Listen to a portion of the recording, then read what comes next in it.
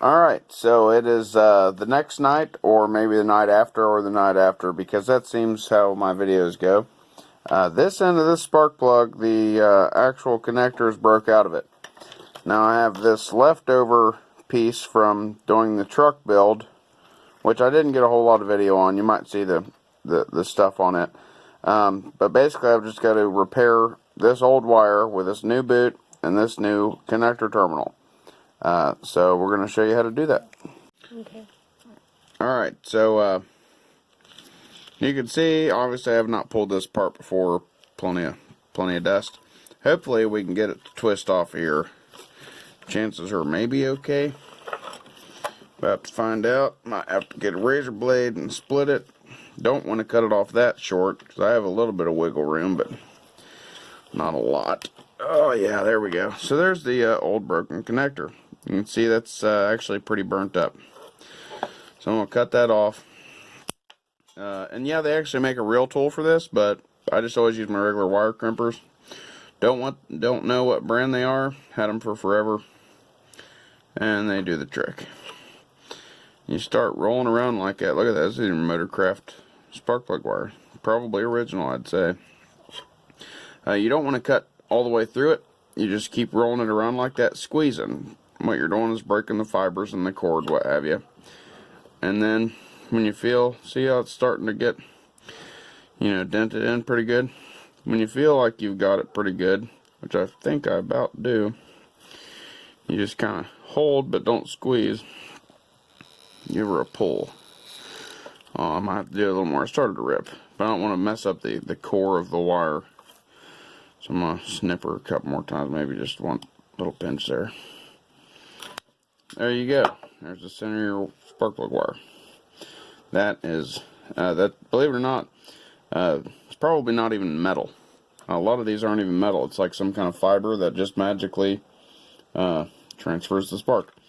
So you bend that back like so, and I could have made that a little longer. I'm not totally satisfied with it. You lay that in there. With a regular tool, it just like does it all for you, but I do it like this. Bend one side over till it squeezes. Bend the other side over till it's about touching. Then you can come to your regular old electrical connector piece, and it'll push the two centers in. Then you can turn it, squeeze it. That'll force both of them in. Well, it's supposed to force that side in. That one didn't want to go too good. There, see how it's forcing it in because it's up against each other? And just give her a good squeeze. And a good squeeze. And it'll look terrible because, well, it gets the job done.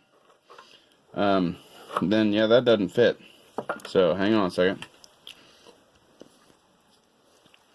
Just kind of twirl it around in your mouth and make it taste good. And then she'll go right on there. I'm sure you could use some kind of silicone spray or something to make it work, and you just, that's it. Now, if I get my magnet light off the pile of tools that are on this table, you can see, maybe, see that shiny down there? Brand new connector on it. And we're about, I'd say 5 minutes away from starting this combine up. Alright, so it's 11:20 on, what's today's date, Patricia? I think the 17th? Yeah, October 17th. Got it all back together. Got coolant, water mix in there. Probably going to drain it out. Maybe run some CLR through it after the 4 acres we have to do tomorrow. We're getting ready to try to start it up. Again, we replaced the cylinder head. I thought it was just a gasket. Head was cracked bad. Look back on a video for that. Fixed spark plug wire. Yada yada. She's ready to roll. Go ahead and try it, honey.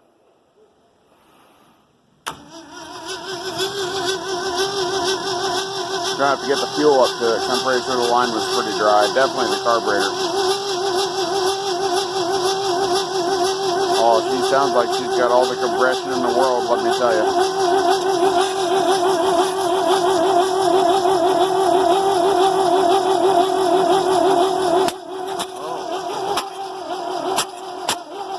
Stop. Might have to double check my firing order. Alright, so I had the firing order backwards because the distributor cast marked number 1, but I was thinking like a Chevrolet, and that distributor turns, yeah, it might not. I mean, I just thought it turned counterclockwise, it turns clockwise. Cut me some slack. Alright, Patricia, give her a whirl.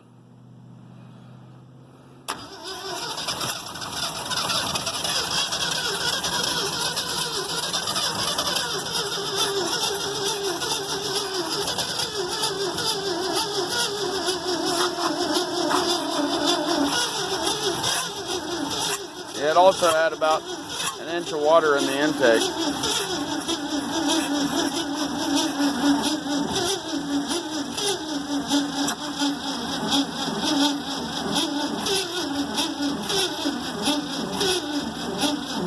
Sounds like we might need a new battery, fellas.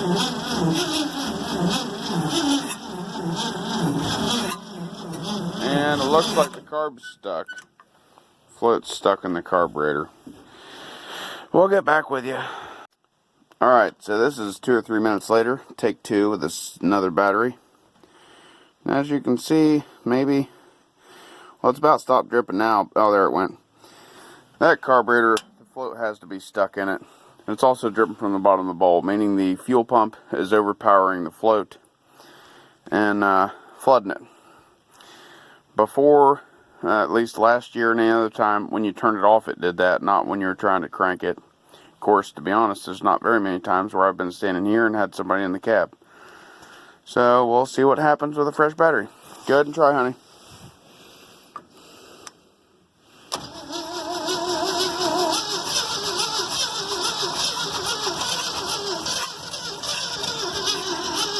She wants to, but it's just dumping the fuel in it.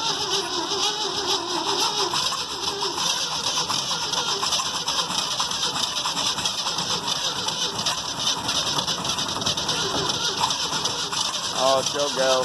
Give her a minute. Let her get some heat into her. Oh, yeah. Oh, yeah. Oh, yeah.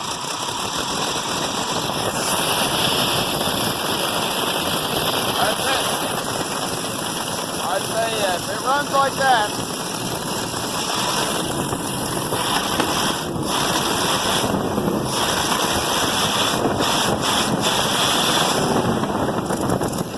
Runs like that tomorrow, we'll be combining some soybeans. Oh, look at all that fuel. That is just despicable. We're going to probably have to maybe address that. Diesel will lethal. It's fine. It's fine. Our custom straight pipe exhaust that the previous farmer so courteously installed for me. We're going to see if it overheats. Let it run here a minute. I got my wife, she was told that when it started to turn the lights on so she could see the temperature gauge, and if it gets hot, shut off. So, I'm not a big fan of how much gas. There's no way it takes that much gas. I mean, it does only have like a simple carburetor, it doesn't have a booster, it just has a jet that hangs out there, but I would say the float's probably stuck in it. Seems to be okay though, I mean.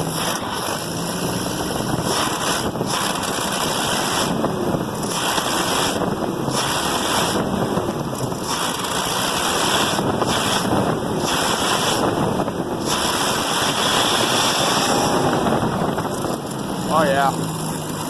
She does fine. Keeping my leg warm right down there, I'll tell you that.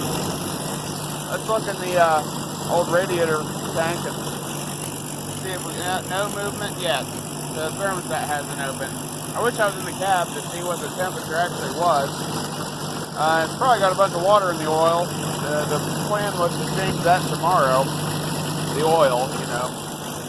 But I can tell you from going from the 68cc head to the 78cc head, like a totally different head, it sounds different, and personally I think it's less responsive. Maybe it's just me, but I don't know. It's not all about lowering the compression. The only good thing is, with the market the way it is and everything else, I'll definitely not run a 93 in it, not with lower compression. So she gets the 87 juices. plenty of good blow by out of that valve cover. You can hear me. Yep. We'll call that a job well done. I mean, to me, other than the fact that it takes about 10 gallons to the mile right now. We're getting some flow over here. Something's happening anyway.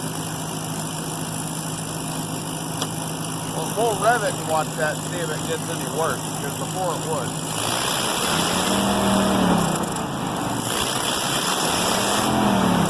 Yeah, it's not blowing coolant out. That's because that cylinder head ain't cracked.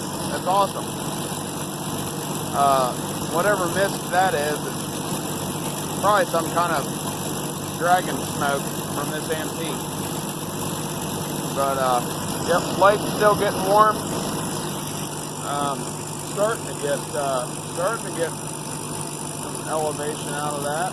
Wanted to see it. Oh, we're hot enough to see oil in the water on the cylinder head. It's warm enough.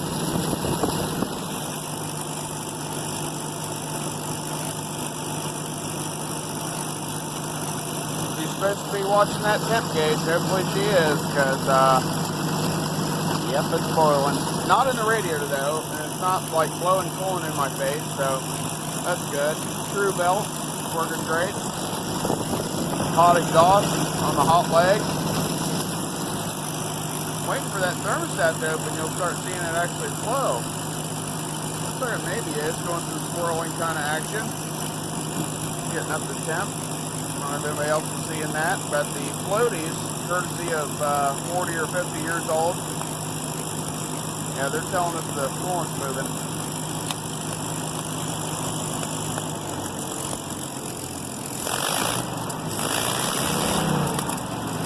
Oh, now it opened. You see it? See it?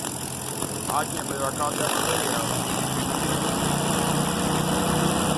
That's the thermostat opening. That right there tells me it ain't going to overheat. Alright, well, Merry Christmas on your spark plug repair video you watched. And thank you very much for subscribing if you have. If you haven't, give her a tick. Hit the bell. And tomorrow, 10/18, we're combining some soybeans. Thanks.